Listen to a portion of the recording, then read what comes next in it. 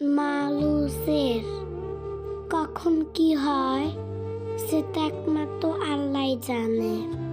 ভবিষ্যতের কথা আমরা আসলে আগে থেকে কিছুই জানি না। হ্যালো ভিউয়ার্স, আসসালামু আলাইকুম। সিরাজগঞ্জ থেকে ঢাকার উদ্দেশ্যে রওনা দেওয়ার জন্য দুপুর 1টা বাজে নানার বাড়ি থেকে বের হলাম। আমরা যে সিরাজগঞ্জে আসবো এটা কখনোই কল্পনা করতে পারি নাই। হঠাৎ করে বৃহস্পতিবার রাতে আমরা সিরাজগঞ্জে আসি, কারণ আমার আম্মুর ফুপ্পা মারা গিয়েছে।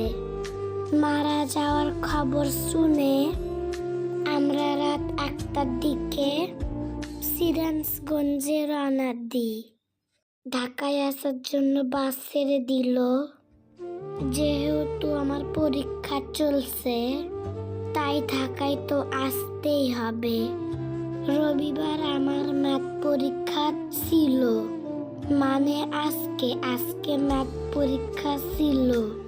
পরীক্ষা না থাকলে হয়তো আসতাম না, পরে আসতাম।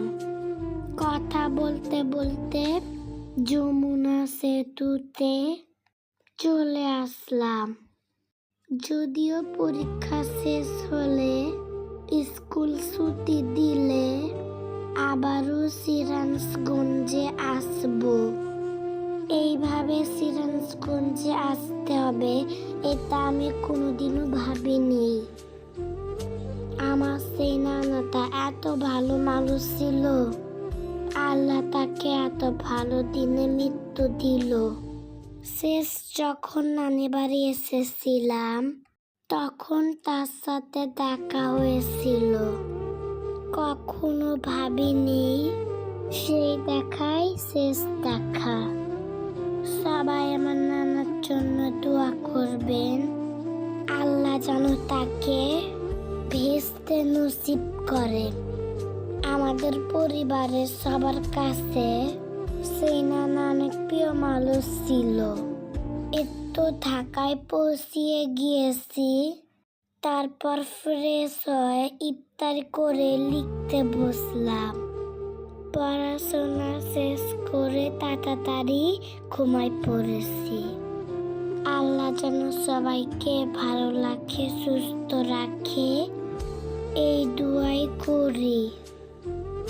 আমাদের জন্য সবাই দোয়া করবেন। সবাই ভালো থাকবেন। আল্লাহ।